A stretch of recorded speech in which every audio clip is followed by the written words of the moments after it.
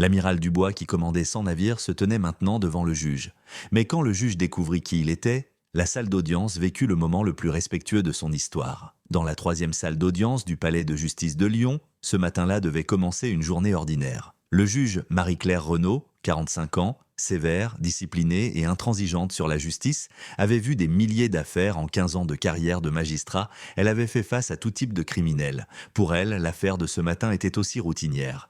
L'affaire d'un accident de voiture d'un vieil homme. Quand l'audience commença à 9 heures, un homme de 73 ans, aux cheveux blancs, bien habillé mais d'attitude humble, se tenait au banc des accusés. Dans le dossier, son nom était Pierre-Henri Dubois. Son délit, conduite en état d'ivresse et accident. Peine requise, 6 mois de prison et 5 ans de retrait de permis. Le juge Renaud regarda le dossier. Un retraité ordinaire, aucun antécédent judiciaire. Première comparution devant un tribunal. Mais la conduite en état d'ivresse était un délit grave, surtout dans un accident où quelqu'un avait été blessé. Accusé Pierre-Henri Dubois, dit le juge Renaud d'une voix sévère. Vous avez entendu les accusations portées contre vous. Vous êtes jugé pour conduite en état d'ivresse ayant causé un accident et blessé une personne. Avez-vous quelque chose à dire ? Le vieil homme se leva. Sa posture était droite, mais ses yeux exprimaient une profonde tristesse. « Madame le juge, dit-il d'une voix calme, je reconnais ma culpabilité. Cette nuit-là était un moment très difficile.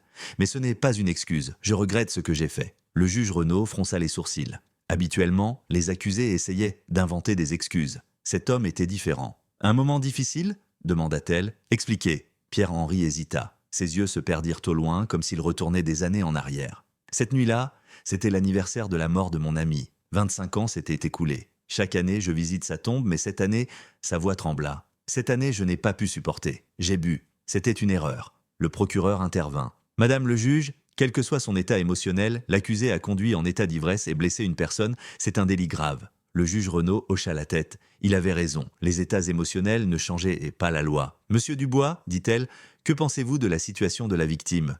Je prie pour elle chaque jour, dit Pierre-Henri.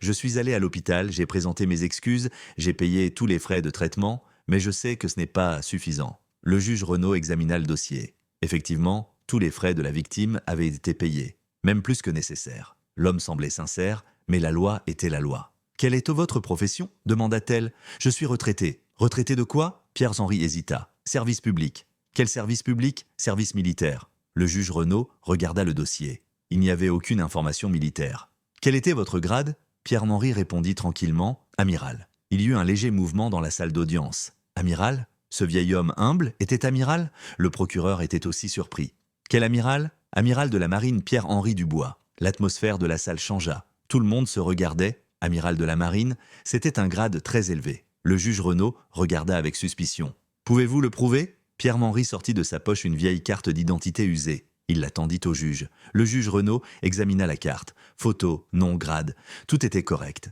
Mais était-ce possible? Ce vieil homme modeste était-il vraiment amiral de la marine? « Sur quels navires avez-vous servi ?» demanda-t-elle. « Capitaine sur le porte-avions Charles de Gaulle, lieutenant-colonel sur le cuirassé Richelieu et enfin commandant de la flotte atlantique. » Des murmures s'élevèrent de la salle. Le porte-avions Charles de Gaulle, le plus grand navire de guerre de France. La flotte atlantique, le commandement de plus de 100 navires. Le juge Renaud demanda avec étonnement. Vous étiez commandant de la flotte atlantique ? Oui, de 1995 à 2005. Cette période de 10 ans était l'époque la plus active de la marine française. Guerre des Balkans, opérations africaines, missions au Moyen-Orient, cet homme avait-il commandé des opérations si importantes ? Dans quelles opérations avez-vous participé ? Les yeux de Pierre-Henri se perdirent à nouveau au loin. Opération de paix en Bosnie, opération d'évacuation en Côte d'Ivoire, aide humanitaire en Somalie. Le procureur intervint. Madame le juge, la carrière passée de l'accusé n'est pas importante. Ce qui compte, c'est le délit qu'il a commis aujourd'hui. Mais le juge Renaud était devenue curieuse. Continuez, monsieur Dubois. Pierre-Henri hésita. Peut-être la plus importante, l'opération du pont d'Obrenovac au Kosovo en 1999. Le souffle du juge Renaud se coupa. Elle connaissait cette opération. Toute la France la connaissait. L'opération qui avait sauvé 10 000 civils. Mais qui était le commandant? Cela n'avait jamais été révélé. Avez-vous dirigé cette opération? Oui. Elle a duré 72 heures, 15 navires, 3 000 soldats, 10 000 civils. Nous n'avons perdu personne. La salle devint complètement silencieuse. Cet homme, ce vieil homme modeste, était le commandant de l'opération dont la France était le plus fière? Le juge Renaud ferma le dossier. Elle joignit ses mains. Elle ne savait pas quoi faire. Devant elle ne se tenait pas seulement un criminel, mais un héros national. « Monsieur Dubois, dit-elle, pourquoi n'avez-vous pas dit ces informations au début ?» Pierre-Henri regarda avec des yeux tristes. « Parce que mon passé n'excuse pas mon erreur d'aujourd'hui. Cette nuit-là, j'ai bu, j'ai eu un accident, j'ai blessé quelqu'un, c'est la réalité. Le juge fut surpris. Alors que la plupart des accusés cherchaient toutes sortes d'excuses, cet homme n'utilisait même pas son propre passé comme excuse. Mais vous, dit le juge, vous avez sauvé des milliers de vies. Et cette nuit-là, j'ai mis une vie en danger. Le procureur intervint. Madame le juge, nous ne devons pas nous laisser emporter par l'émotion. Un délit a été commis. Mais l'esprit du juge Renaud était confus. Elle voulait en savoir plus sur cet homme.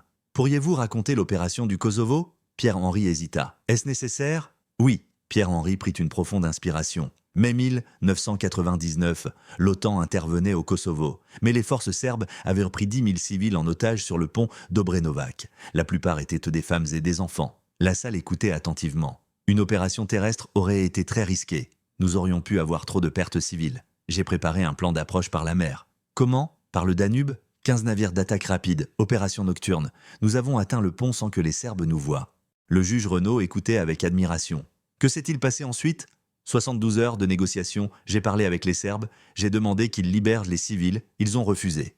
Qu'avez-vous fait ? La voix de Pierre-Henri commença à trembler. En dernier recours, nous avons attaqué, mais très prudemment, pour ne blesser aucun civil. Résultat, 10 000 civils sauvés, 15 soldats serbes blessés, aucun mort, aucune perte de notre côté non plus. La salle écoutait comme hypnotisée. Ce n'était pas seulement une opération militaire, c'était une opération humanitaire. Mais, dit Pierre-Henri, sa voix se brisa. Cette nuit-là, 50 soldats français étaient en danger. Ils étaient sous ma responsabilité. L'un d'eux, il s'arrêta. Il ne pouvait pas parler. « Continuez », dit le juge. L'un d'eux, mon ami le plus proche, le lieutenant-colonel Marc Olivier. Pendant l'opération, il a fait une crise cardiaque, à cause du stress. Il avait 45 ans. Il est mort. La salle devint complètement silencieuse. C'est pourquoi, dit Pierre-Henri en pleurant, chaque année je visite sa tombe. Il est mort, moi j'ai vécu. Nous avons sauvé 10 000 personnes, mais j'ai perdu mon ami le plus proche. Les yeux du juge Renaud se remplirent de larmes. Cet homme n'était pas seulement un héros, c'était aussi une âme blessée. Cette nuit-là, vous avez bu parce que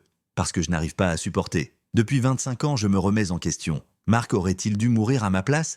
Si j'avais mieux planifié, aurait-il vécu ? Même le procureur était silencieux maintenant. Le juge Renaud se leva. Une telle chose ne s'était jamais produite dans une salle d'audience. « Monsieur Dubois, dit-elle, vous êtes un héros, non seulement de la France, mais de l'humanité. »« Non, dit Pierre-Henri. Je ne suis qu'un soldat qui a fait son devoir. Et cette nuit-là, je n'ai pas pu accomplir mon devoir. J'ai eu un accident. » Le juge Renaud ne savait pas quoi faire. Légalement, l'homme était coupable. Mais moralement, j'accorde une suspension d'audience de 15 minutes, dit-elle. Pendant la pause, toute la salle parlait de Pierre-Henri. Tout le monde essayait d'apprendre à le connaître. Mais lui restait assis silencieusement dans un coin, ne parlant à personne. Le juge Renaud réfléchissait dans son bureau à ce qu'elle allait faire. Ce n'était pas seulement une décision juridique, c'était une décision historique. 15 minutes plus tard, l'audience reprit. « Monsieur Dubois, dit le juge, votre passé est extraordinaire, mais la loi est égale pour tous. Que voulez-vous que je fasse ?» Pierre-Henri se leva. « Donnez-moi ma juste peine, j'ai enfreint les lois, mais vous avez sauvé des milliers de vies. C'était mon devoir. Maintenant, je dois aussi faire mon devoir de citoyen, accepter ma peine. » La décision du juge Renaud était claire. Mais avant de la rendre, elle voulait demander une chose de plus. « Vos derniers mots ?» Pierre-Henri regarda la salle. « Seulement, je m'excuse encore auprès de la personne blessée cette nuit-là.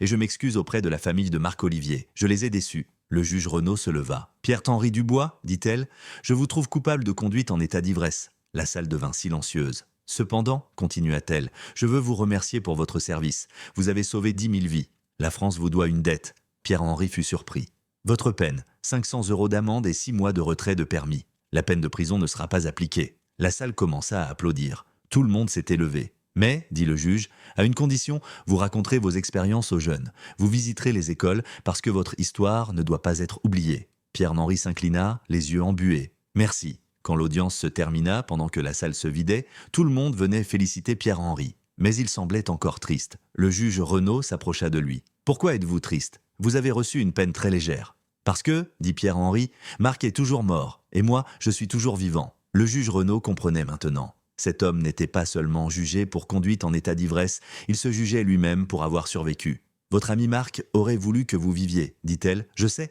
mais c'est difficile. Alors vivez pour lui, servez pour lui. » Pierre-Henri leva la tête. Pour la première fois, il y avait une lueur d'espoir dans ses yeux. « Peut-être avez-vous raison. » À partir de ce jour, Pierre-Henri Dubois commença à visiter les écoles. Il racontait ses expériences aux jeunes, mais il parlait toujours aussi de Marc Olivier, pour s'assurer qu'il ne soit pas oublié. Et il continua à visiter la tombe de Marc chaque année, mais maintenant sans boire, parce qu'il avait maintenant une raison de vivre, faire vivre la mémoire de Marc. Le juge Renaud n'oublia jamais cette affaire. C'était la décision la plus difficile mais la plus significative de sa carrière. Parce que ce jour-là, elle avait appris non seulement la variété des crimes, mais aussi la justice. La vraie justice était parfois de pardonner.